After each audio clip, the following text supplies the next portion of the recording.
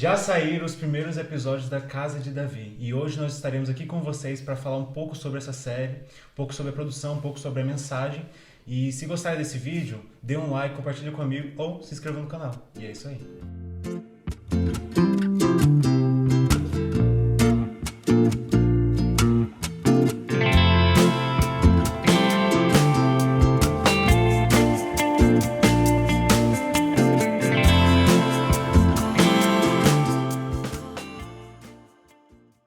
A série cristã que tem batido todas as séries da Amazon, exceto Reacher e Invincible, A Casa de Davi tem surpreendido com seu alto nível de produção. Bora falar um pouco sobre isso.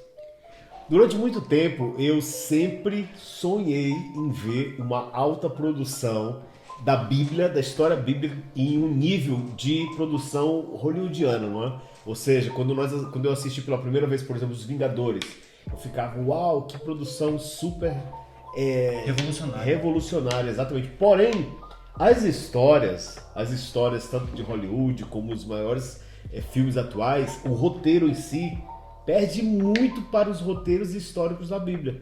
Então eu sempre pensei que no dia que juntassem o alto nível de produção de Hollywood ou de outros lugares aí, do cinema atual com os roteiros da Bíblia, que nós íamos ver algo assim. E agora a Casa de Davi chegou aí, vale a pena nós fazermos um review hoje nesse episódio e vamos também falar um pouco para vocês sobre a nossa reflexão espiritual, o que é interessante nós termos como base para a nossa essência ou não, ok? Então existe essa polêmica aí.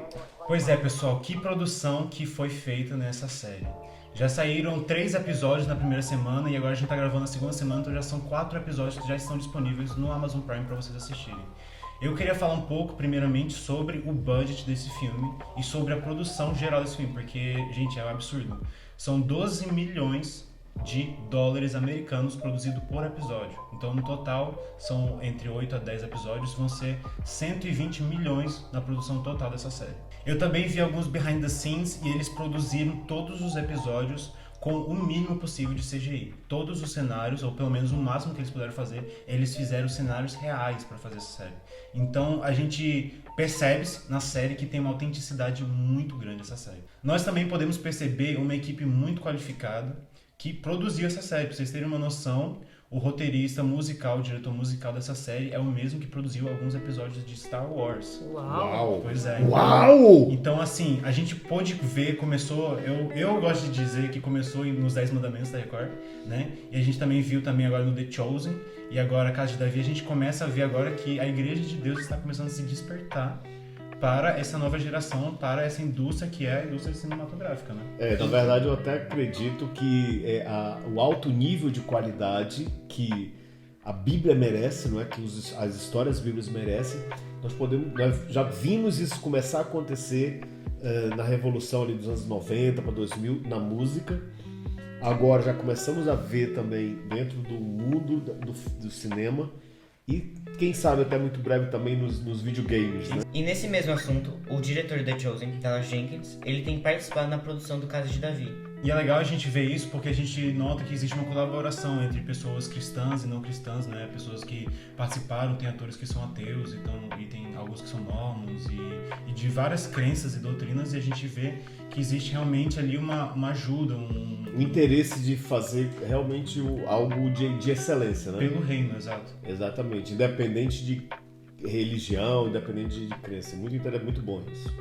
É importante aqui, assim, o que eu percebo é que eles querem que a mensagem seja passada, mas de forma concreta e com muita qualidade, né? Que eu acho que é essa a grande diferença que tem marcado agora, é a qualidade, né? Realmente hollywoodiana, que tem sido uma expressão e que tem dado vida realmente à palavra de Deus para que muitas pessoas que não conhecem comecem, né, a ter esse contato, porque para muitas pessoas é o primeiro contato que eles estão tendo com conteúdos da palavra, né? E entenderem a dimensão, a profundidade, a importância, né, que todo esse contexto histórico traz, né? E como ela desperta também a emoção das pessoas. Exatamente, eu acho que vai muito mais até só do que a palavra, porque tem muitas pessoas que nem entendem esse contexto, mas eu digo assim, é a história de Deus na Terra, né? E Davi foi, com certeza, um rei, não, mas uma pessoa, né? A história da série conta, inclusive, ele ainda jovem, ele foi, independente de ser uma figura religiosa, ele foi uma pessoa que deixou uma marca em todas as religiões, em todas as culturas. Então, Davi sempre é lembrado como também aquela persona do fraco que derrota o gigante, do menor que pode vencer sobre o maior, não é? Daquele que vem de baixo e tem condições de se tornar um rei, de ir para altos lugares. Então, Davi, independente de que religião você esteja pensando, Davi sempre teve e vai ter uma representação no contexto histórico de todas as culturas do mundo. Eu acho até que de todos os países ouvem-se falar quem foi Davi. E interessante, quando nós vamos em Israel, Davi, ele tem uma figura tão importante, não é? Não apenas só religiosa ou espiritual, mas também de governo. Não é que podemos ir lá no Palácio de Davi, não é? Onde nós temos uma estátua que foi erguida em homenagem ao rei Davi, o rei governante, né? Ou seja, que mudou a história realmente de um povo e que hoje influencia toda a sociedade. Pois é, então eu acho que tipo, o maior diferencial dessas séries como The Chosen, A Casa de Davi, é trazer realmente esses personagens não como lendas ou figuras míticas, assim, da mitologia ou folclore, como muitas vezes as pessoas acham que a Bíblia são só histórias de ninar, assim, mas trazer realmente essas figuras como figuras históricas, assim, como Jesus era uma figura histórica que tem evidências, assim, e assim como também como Davi era. Não só uma alusão, uma figura distante, né? Eram pessoas reais, né? São pessoas reais, exato. E também é bom a gente ver essa reivindicação do evangelho na indústria cinematográfica, né? Porque se a gente for realmente analisar os filmes de Hollywood, e não só de Hollywood, mas uma coisa que já vem de séculos, né? A gente vai ver histórias de Cinderela, essas coisas, todas essas histórias só foram inventadas, né? Não só foram inventadas, mas elas foram baseadas na Bíblia. A gente vai ver um filme aqui, de exemplo aqui, a gente vê, por exemplo, o filme Rocky, né? Rocky, que era o underdog, que era o cara fraco, que vence o cara maioral, que estava desafiando publicamente aquele povo, né? Então a gente vê que, às vezes, a palavra de Deus ela entrando sutilmente na indústria cinematográfica, mas hoje ela realmente está reivindicando o lugar dela. Porque realmente as histórias bíblicas são o fundamento para todo storyteller. Todo storyteller tem um fundamento bíblico. A história, o percurso da vida de Jesus, eu acho que é usado muito como base da própria história, o arco do herói que é usado nos filmes hoje em dia, todo o percurso de desenvolvimento do caráter de um personagem. E é muito interessante isso também, essa nova reivindicação do corpo de Cristo na indústria cinematográfica, porque antes os filmes cristãos ninguém queria assistir, assim, porque era sempre visto como aqueles filmes de sessão da tarde. Mal feito, mal feito, com um budget pequeno. Filme que parece que foi feito... Juntaram 5 pessoas de uma igreja e fizeram o filme. Então, ver que as pessoas estão se surpreendendo com o que a gente pode fazer e com excelência para Deus é muito incrível, né? Ver também quantos prêmios The Chosen já ganhou por ter sido uma coisa feita com excelência. E é importante a gente notar que mesmo essas séries sendo muito boas e muito bem produzidas, elas não são a palavra, né? E a própria série A Casa de Davi, ela vai dizer no começo, ela vai dar um disclaimer no começo dizendo que mesmo ela tentando representar todos os fatos, todas as ocorrências de forma mais precisas do possível, elas ainda têm uma liberdade criativa para desenvolver personagens que talvez não fossem descritos, descrever eventos de um ângulo diferente, né? Então, é muito importante a gente ter a base bíblica, e isso foi uma coisa que a gente até durante a série a gente foi fazendo mesmo, que é conferir aquilo que estava na série com a Bíblia, né? A série é muito boa, mas a gente precisa sempre conferir ela com a Bíblia. E a partir desse momento aqui agora também vão haver spoilers, então se você não assistiu a série ainda, a gente recomenda que você pause aqui, assista a série e depois volte, porque agora a gente vai comentar algumas coisas que vão, talvez, estraguem sua experiência se você não assistiu. Algumas surpresas, né? Que estão guardadas aí.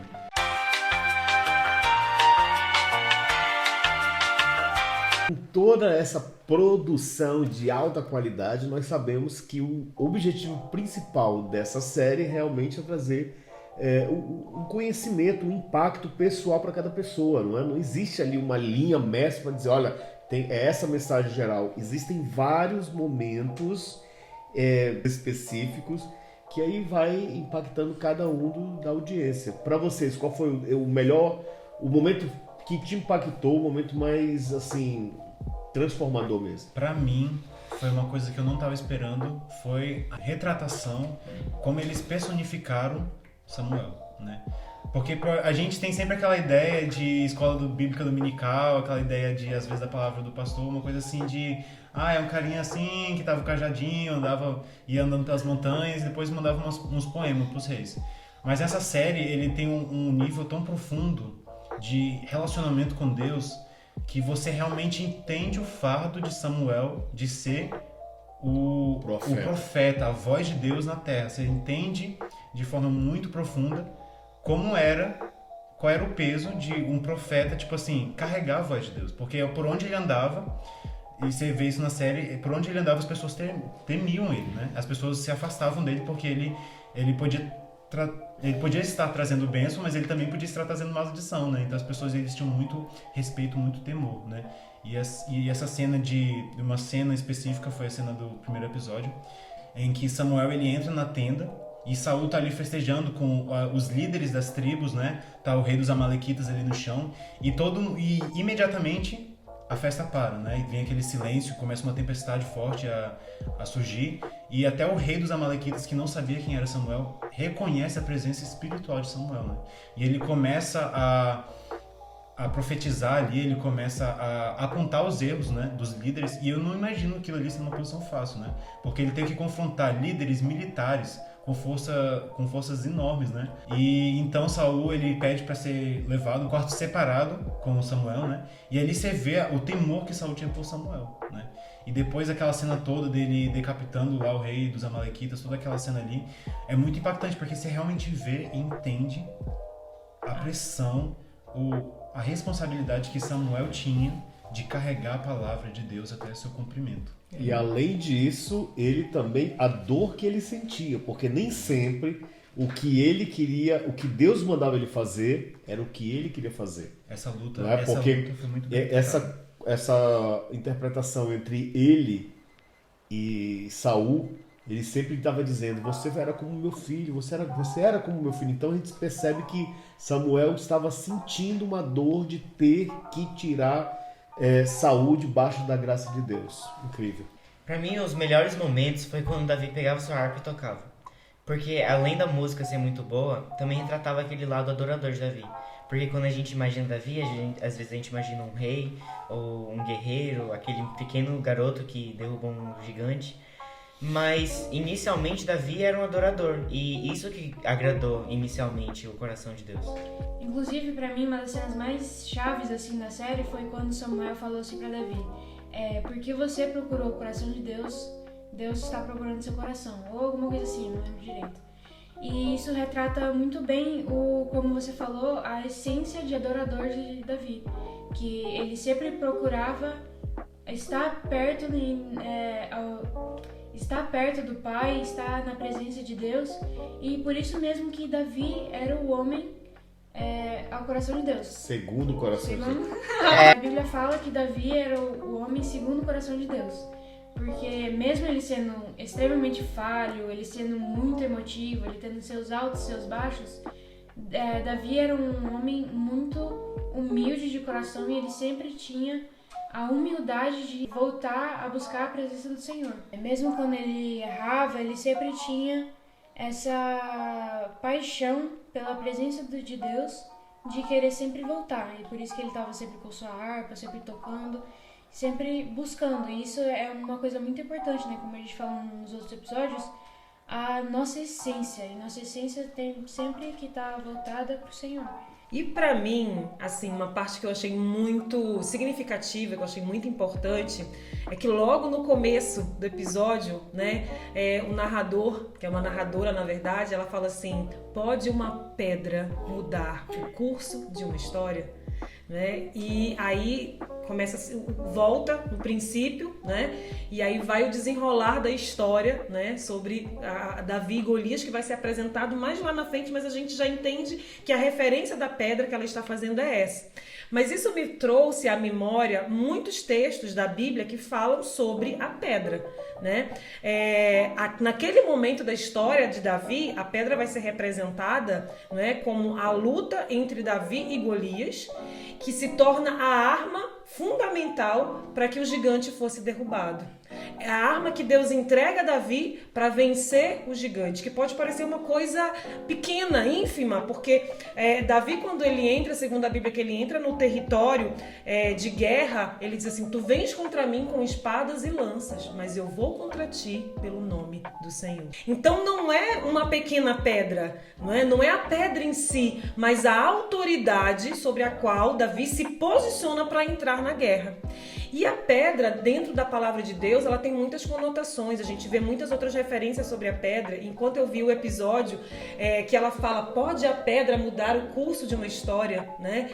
E isso me fez lembrar automaticamente de vários textos na Bíblia que falam sobre a pedra, né? Como a rocha angular, né? Sobre construirmos a nossa casa firmada sobre a rocha. Mas assim como a pedra pode ser uma ferramenta, não é, positiva, a pedra também na Bíblia, em alguns momentos, é usado como condenação. Não é? Como as pessoas eram apedrejadas quando pecavam até a morte.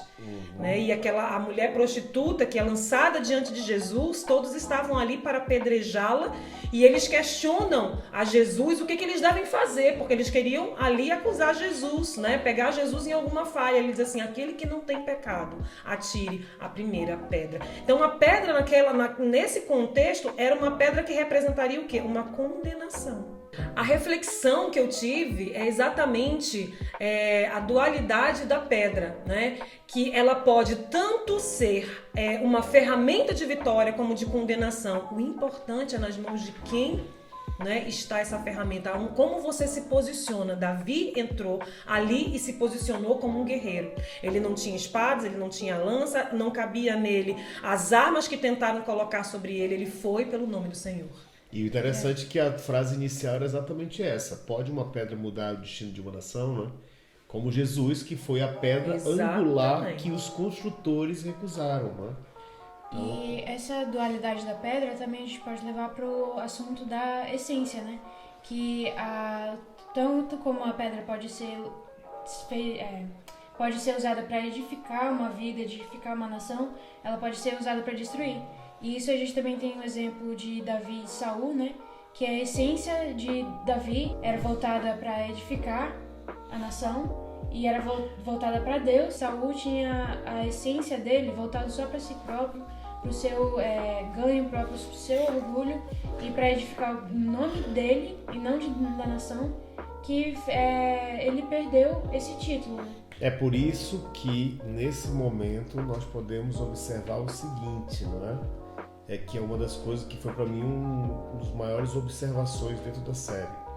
Que nós já conhecemos essa história na Bíblia, mas na série deixa muito claro. Na verdade, o que eu acredito, Júlia, não é que Saul tinha uma essência maligna.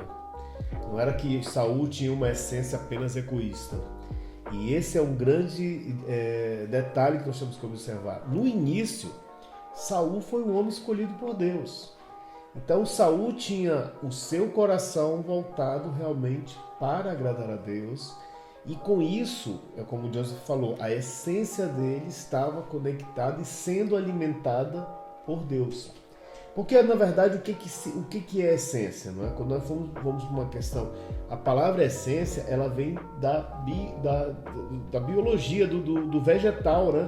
Das árvores, porque a essência é o quê?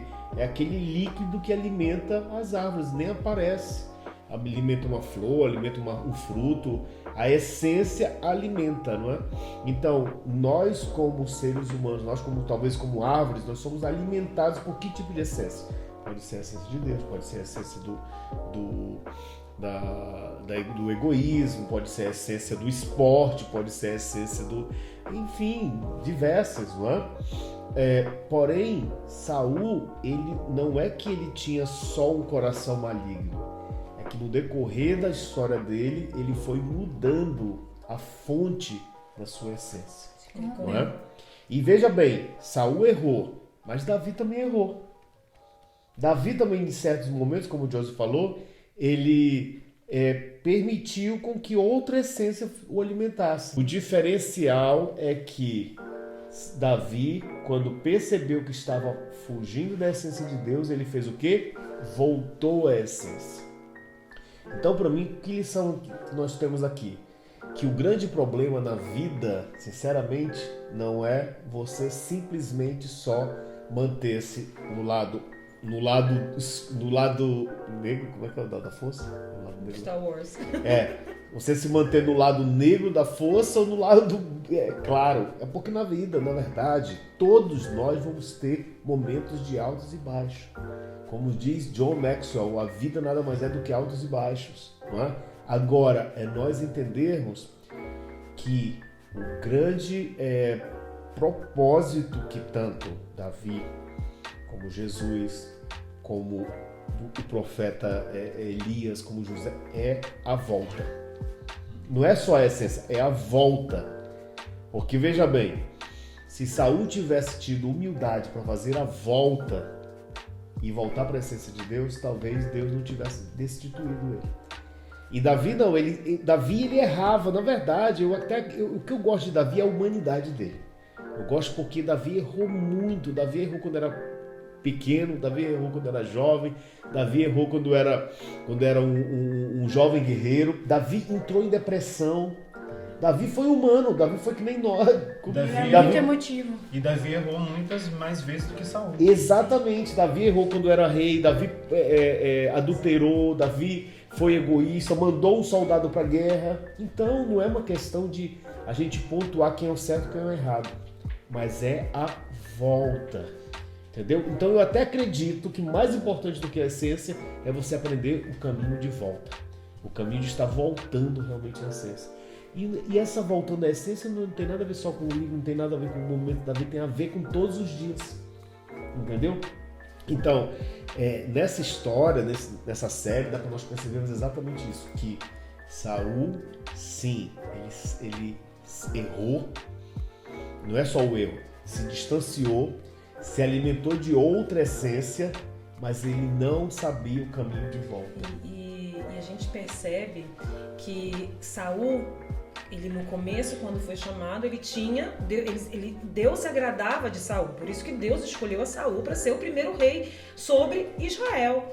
Porém, ele começa a se alimentar do poder, da autoridade, dos privilégios, das conquistas. E ele começa a querer viver uma jornada independente, né? Independente de Deus. Quando Davi ele errava, ele reconhecia que ele dependia de Deus. Ou seja, às vezes você, para fazer o caminho de voltar à essência, você precisa entender, você precisa abrir mão do seu orgulho, que esse foi a grande dificuldade de Saul. Porque né? Davi também errou, teve os mesmos erros. Ele até chegou a se achar prepotente como Saul. Sim. Mas ele sabia como voltar. Então eu até acredito que mais importante do que observar a essência é observar se nós sabemos como voltar. E voltar todos os dias. E isso não adianta a gente apontar, o irmão é Saul, o irmão é Davi, o fulano de tal é do bem, o fulano de tal é do mal.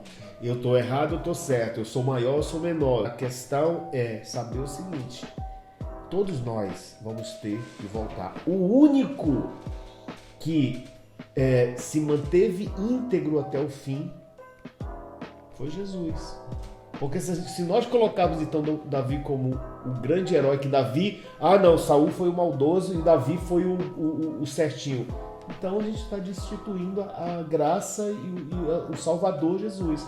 Não, Davi foi errado também. Errou muito. E ainda assim foi chamado o homem segundo o coração de Deus. Pois é, e os mais de 150 Salmos.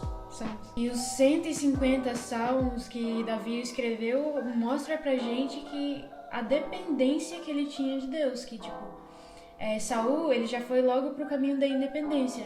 E enquanto que Davi, quando ele errava, ele sempre sabia, no fundo do coração dele, que ele era dependente de Deus. E quando ele saía do caminho de Deus, da vontade de Deus, e do tempo de Deus, dava errado. Então, é importante a gente lembrar que quem é onipotente é Deus, não somos nós. Exatamente. Então a gente tem que ter essa dependência, e essa dependência é o que vai fazer a gente sempre voltar para Deus. Uma coisa que eu percebo é que Saul tentava justificar os erros dele através de sacrifícios. Né? Eu vou sacrificar então bezerros, bois e vou me justificar, eu vou me corrigir com ações. Na série mesmo ele fala, né? Exatamente. Samuel, não esquece isso, eu peço perdão, né? Vamos sacrificar juntos, né? Vamos subir ao monte e vamos sacrificar. Eu separo o gado para fazer o sacrifício.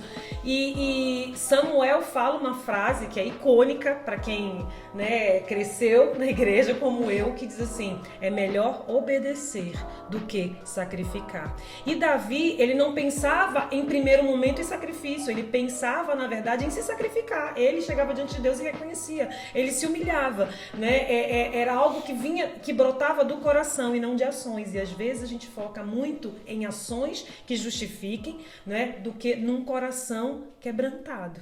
Né, num coração realmente que reconhece a dependência de Deus e que sabe fazer esse caminho de volta. Fazer o caminho de volta não são ações, necessariamente atividades, não é você se envolver em sacrifícios, em ações dentro da igreja ou, sabe, em ações sociais. É você realmente saber tornar o seu coração para o início de tudo, né? Tornar o seu coração, voltar o seu coração para Deus. E Davi tinha um arrependimento mesmo das ações dele. E enquanto que Saul tinha remorso, assim, tinha vergonha do que ele fez. Aquilo não era porque ele tinha se arrependido, era só porque ele não queria que... Saul não queria perder o status, né? Isso também vai entrar em dois pontos que nós já falamos também nos episódios passados, né? Que também duas coisas que eu percebi muito na série, né, que seria o círculo íntimo, que a gente falou no terceiro episódio, se não me engano, no segundo, que a mãe falou, que é realmente Davi, ele tinha um círculo íntimo, na Bíblia vai retratar, dos profetas, né? O círculo íntimo de Davi eram pessoas que também eram quebrantadas, que queriam a Deus, né? E também a submissão à autoridade, que a gente falou no episódio passado, né? Que o Israel estava aqui conosco, que ele comentou sobre isso, que é realmente a gente ser capaz de submeter a autoridade, porque Samuel, ele confrontou muitas vezes Saul, né? Até no dia de ungir Saul, ele teve que confrontar Saul, né? E a gente imagina que, poxa, o cara está sendo confrontado da primeira vez, no primeiro dia dele no trabalho, né? Está sendo confrontado. O cara não vai conseguir mudar a partir daí? Não, né? O Davi, ele já foi o contrário. Ele falou assim, na série retrata, né? Que ele perguntando para Samuel, o que foi isso que eu vi? Quais foram essas visões? Ele não estava lá prepotente, né? Ele não estava lá dizendo assim, não, eu sei de tudo, eu sei que essa visão estava me dizendo que eu ia ser o bom. Não, ele não acreditava que ele ia ser o rei, né? Ele não acreditava que aquela ia ser a posição dele. Então ele se submeteu à autoridade de Samuel e depois também se submeteu à autoridade de Natanael, né? Que foi o profeta depois dele. Exato. Enfim, então agora em resumo geral, a série A Casa de Davi é fantástica. Você ainda não assistiu, nós orientamos você a assistir, com spoiler ou não desse podcast, mas principalmente nós entendemos que cada um desses episódios tem como objetivo lembrar-nos de voltarmos à essência todos os dias, a essência de Deus, a essência que nos criou e principalmente a essência que pode nos alimentar, a fonte verdadeira que pode nos alimentar todos os dias. Então vemos vocês no próximo episódio. Deus vos abençoe e é isso aí.